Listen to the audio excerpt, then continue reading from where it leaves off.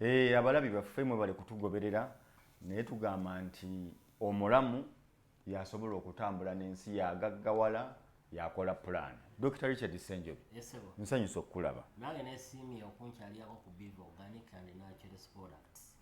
Alaba Richard Ssenjobe kiki olina okutegeera bw'olaba Dr. Richard Ssenjobe? Ategeere alaba omukugu mu naturopathy. Naturopathy kye ki? Nakuguka mu kujjanjaba nga nkozesa eddagala ly'obutonde. Era ndinamu ebiwandiiko ebijjuvu. Ebiwandiiko koze mwe mubiyita mutya. Empapula ezijjudde. Olina empapula ezikakasa nti wakuguka. Okay. Abantu abamu bayingira mu mirimu naye nga bayigira ku senga bayigira ku jjajja, abalala mbu baloota, abalala bayigira ku kojja, abalala ne baba nga bagobera programs nga zino n'afunamu naye n'atambuza obulamu. Kaakati njagala kumanya era sebo obukugu bwayeyongeddeko. Nabadde recognized omu ku bakugu mu Africa. Si mu Uganda? Mu Africa. Mu nzijanjaba ey'obutonde okuva mu Muscat University ey'Ghana ne Nigeria. Nabo bakonyeemu sitampu eGhana ne Nigeria. Nina doctorate mu naturopathy. Nja kulaga ku mpapula oyinza ogamba byetwogera. Oyina doctorate degree mu naturopathy. Ekyo sobo kibanyonyola abantu bakitegeera bayinza okulowooza nti bigambo bya kunyumya mbunyumya. Kwegabe tuyita ba doctor of philosophy. Ba doctor mu bufunze twakita PhD. Omukugu mu butonde mu kujjanjabisa obutonde. Yes, sir. Bw'ogamba mu kujjanjabisa obutonde kiki oba otegeeza? Bwe tuba tusoma naturopathy, tusoma anatomy and physiology ne plant botany. Tusoma ekikula ky'omuntu. Mukwata omuntu ne mumuteeka wali ne mumusoma. N'otegeera omubiri gw'omuntu guno gukola gutya. Omubiri gw'omuntu guno gulina bitundu ki, gwetaaga birungo ki bitusobola okwapulayinga okuva mu plant botany, okuva mu bimera, okuva mu middo, okuva mu bikoola, okuva mu bibala. Ne bisobola okuyamba omuntu ono okubeerawo bulungi. Era ndoza n'ebitabo ebitukuvu abaabiwandiika Katonda yabawa okwolesebwa kubanga nabyo biwandiikira ddala ku butonde nga biraga nti busobola okujjanjaba mmere ate nga ddagala ery'omubiri gw'omuntu. Mu Bayibuli ne mu Korani ebyawandiikibwa ebyo mu ebiri. Kyekyampaliriza okusoma naturopathy ate n'okwongera okukola research. Omanyi okuwa doctorate degree mu naturopathy kiva ku research gy'olina. Banoonyereza ku research zange z'amaanyi nnyo. Ate nga field eno eya naturopathy ey'okujjanjaba nga tukozesa obutonde ngibaddemu okumala ebbanga ddene ate nga kyenkola kiri ku mulamu. Naye ng'era bw'omanyi nti mu mirimu bw'oba okola tosobola kusanyusa buli omu.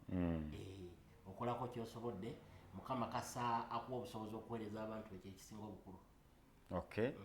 Ndwadde kizo osobola okugamba nti kati nga mu Uganda wano ezisinza okutawaanya abantu naye nga ggwe mu kukozesa obutonde ozijjanjaba.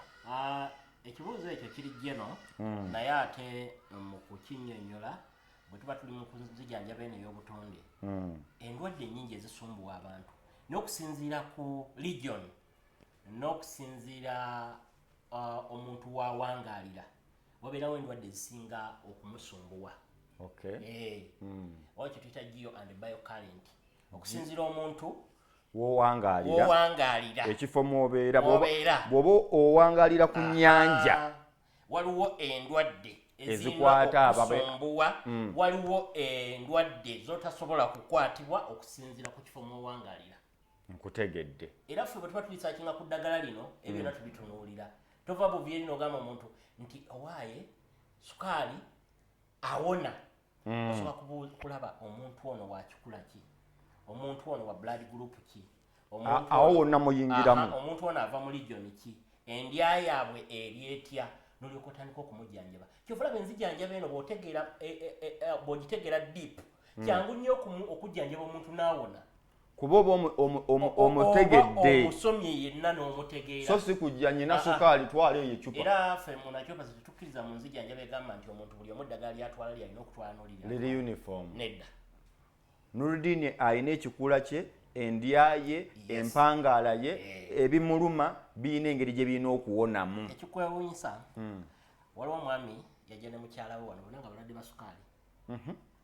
Babeera nga balwadde ba sukaali ne banyinyonnyola omwami nannyonnyola embeera gy'ayitamu n'omukyala nannyonnyola embeera gy'ayitamu n'akeberebwa bonna ne bakebera ne tulaba levo za sukaali ze balina ne tubabuulya treatment. Omwami ne mugamba treatment ye gyatwala emyezi 4 ate omukyala ne mugamba gyatwala emyezi 2.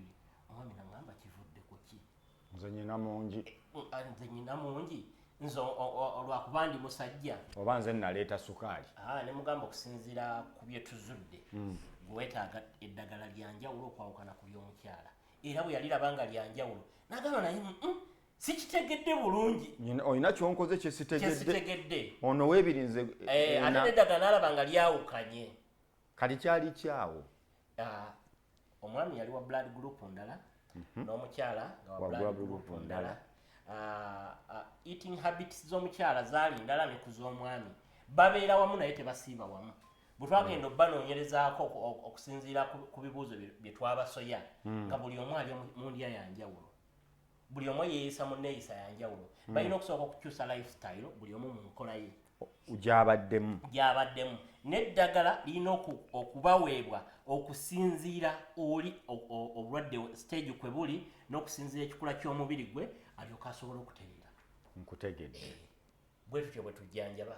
So si kugwira bugwizi. Omulwadde wa sukaali azze, omulwadde wa pressure azze, mutabuli mu kino na kino na kino kiri tambula ogende. Si bwe muli bwe mutyo. Awo bw'obeera ng'okyali ku level eyo.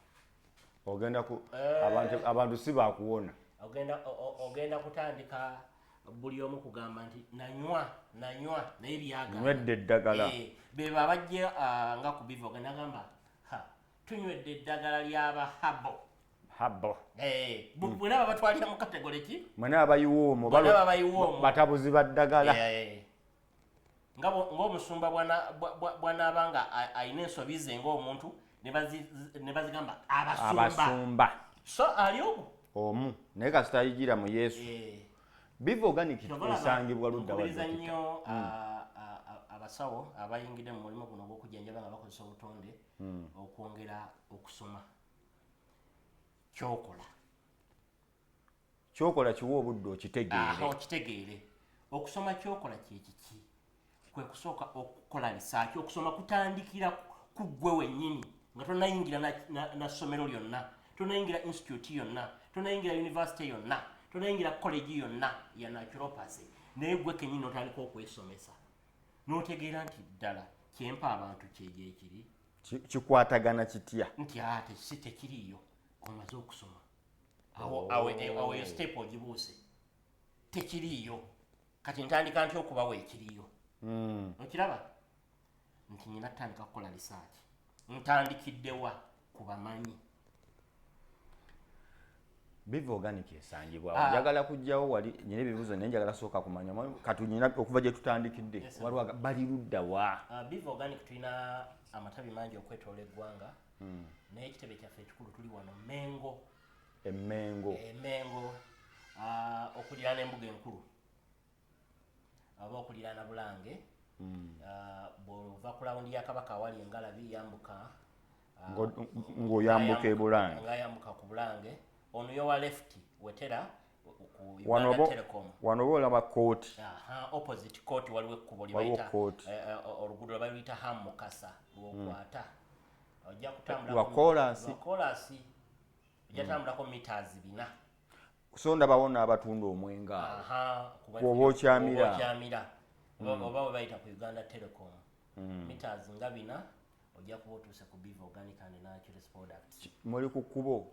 Tuli ku kkubo era ekizimbe ekya Biva Organic ojja kuba okiraba. Ndabyewo akapande ku kkubo. N'akapande ku kkubo akali analogo ya Biva Organic. Logo eri unique. Ogiraba yo kasoyo.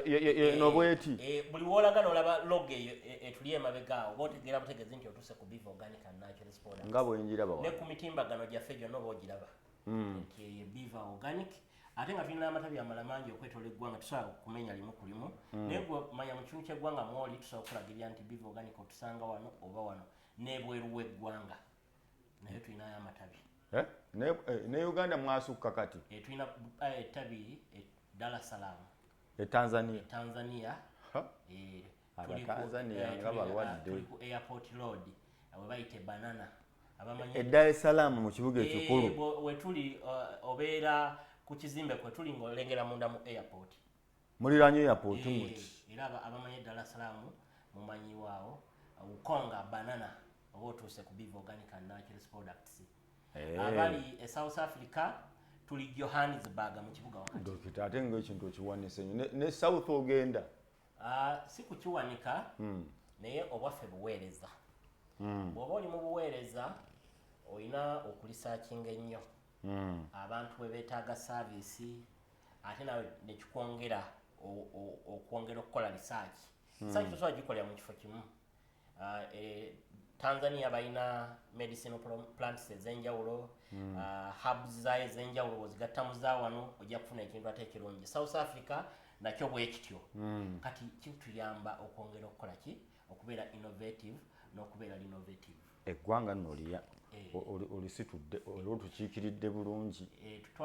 Tetwagala kuswaza mulimu gwaffe guno ogw'okujjanjaba nga tukozesa obutonde. Newankubadde ebisoomooza tebibulamu naye Mukama tumwebaza atuwadde ekisa emyaka kati tugenda mu 16 sebo. Abatulaga bayinza okuba nga balowooza twatandise nnyo naye nga tuweereza okumala ebbanga Beef Organic nga weeri era twongera okusaba Mukama Katonda ayongere okutusitula tujjanjabe bannayuganda n'ensi yonna babeere balamu badde ku kukozesa obutonde bakyuse endya. Okukyusa endya kikulu nnyo. Okukyusa enneeyisa y'emibiri ereeta endwadde eziri ez'obuwuka obusirikitu nezitali za buwuka busirikitu. Communicable and non-communicable diseases. Ennamba z'essimu zenkubako byonna mbiwulidde njagala kujja kitegeeza endwadde ezisinga endwadde zonna zijjanjaba ku Beef Organic oba waliwo ze tutajjanjaba? Endwadde abantu abasinga kye batamanyi omubiri guwa obusobozi bwo gwejjanjaba. Era omuntu wavaayo nti endwadde tugijjanjaba naye tugijjanjaba ffe ku Beef Organic tukuwa obusobozi omubiri gusobola okugoba endwadde zonna z'omanyi. Kati ekyo mukikola mutya? Kiri kyenkusomesezza era tujja kuddamu tubannyonnyole omubiri ositula otya efekasi yaagwo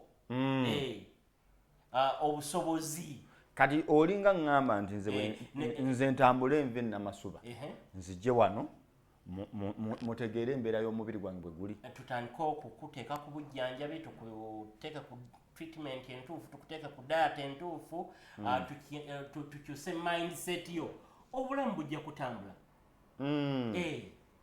Omanyi Omuswahili agamba watu wenye fikira duni wanapata matatizo mengi. Olukwatidde nno ddala kati. Abantu abalina endowooza ennafu bafuna ebizibu bingi. Kati tobeeramu abo abalina endowooza ennafu. Buli obeera n'endowooza ennafu omulowooza nti buli kimu tekisoboka, buli kimu tekiwona era wabeera bagamba mbu obulwadde tebugenda, obulwadde tebuwona, tebusoboka. Ogamba nti eyo famire njavu. N'ateeka ekikoligo ku famire mbu eyo njavu naye bw'ovaamu omugagga basobola n'otandika omuwalana nti oyo si wakika naye nga ate wakika. Oyo mubbi. Kati kitegedde kati ekyo kye tugezaako ffe mu naturopathy okukola omubiri tuguwa obusobozi gwo gusobola okukola buli kimu ku Beef Organic. Beef Organic and Natural Products. Tuli ku ssimu ki? 0752 0752 nkaaga 24 27 endala ya MTN 0773 45 oddemu owandiika 45 owandiike 0 osembyeyo 2 oba 2. Awo oli butereevu naffe aba Beef Organic and Natural Health Products. Okay. Nkuyanza Dr. Richard Ssenjobe tukutemeddeko butemezi. Gwali eyo yonna weeyunge ku Beef Organic jangu emmengo nga bwe bakulagiridde oyina maama wo. Abantu abasinga batera okutya eddagala lino lyaffe ery'obutonde abamu ne batupaatikako nti eddagala lyabo lya bbeeyi nnyo. Tetujja kugamba buli muntu asobola okwaffordinga services za Beef Organic. Ate ekirungi tewali muntu yali antuukiridde n'agamba nti omusajja oyo nalemaganiddwa naye okuggyako ng'ozze n'endowooza yo. Mulimu abantu buli omu waliwo alina endowooza ze ez'enjawulo. Waliwo ajja nga azze nakiremya naye omuntu nze nga naawe okakaswa onoonya bujjanjabi naawe n'osituka. Nfuba okulaba ng'avaawo ku Beef Organic ng'afunye service gy'ayagala mu buli mbeera. Kuba tumanyi nti abantu enfuna ya njawulo, obusobozi bwa njawulo ate omuganda agamba terumanya nnyumba mbi. Omuntu oyinza okuba nga olwaleero obadde ne ssente empitirivu ne wayitawo weeks 2 obulwadde ne bukukuba nga tokyalina wadde ekikumi weetaaga obujjanjabi. So bwontuukira nonyonyola nagamba dokita tutandikiddewa tusala amakulu kasitanzija ku Biva Organic tukola enteekateeka okulaba nga ofuna obujjanjabi ate ng'otereera ate n'obutabeera ligidi eri emibiri gyammwe eri endowooza yammwe. Omuntu bw'ojja ku Biva Organic nonyonyolebwa nti owaaye obadde okozesa ku ccupa naye bw'oba oli ku bujjanjabi buno sooka ogiwummuze oba kendeezaamu obadde olya nnyo carbohydrates eziri refined zikendeeze genda ng'ozeesala naaga amagezi gabeerawo bwe bujjanjabi tuwe obusobozi omubiri gutandika okwejjanjaba okitegeera. Obadde olya nnyo emmere mu matumbi budde kaakati tandika okulya nga si matumbi bw'oba ogenda kwebaka ati sikiwa akadde ng'olidde omubiri gusobole okumetabolizinga emmere gy'olidde nga tonneebaka waayo ku kadde ekyo kikulu nnyo. Bintu bingi tetusobola byonna bitemaatema lunaku lumu. Tujja kuba twongera okumanya ebirala. Gwe Biva Organic kikwate lumu nti situla maama wo taata wo gwe kennyini abaana bo mujje ku Biva Organic Emmenge. Namba z'essimu twazisomye zezo dokita banziremu gumu namba mu luzungu 0752 60 24 27 MTN 0773 0773 45 again 45 again 02. Okay, twesangeyo.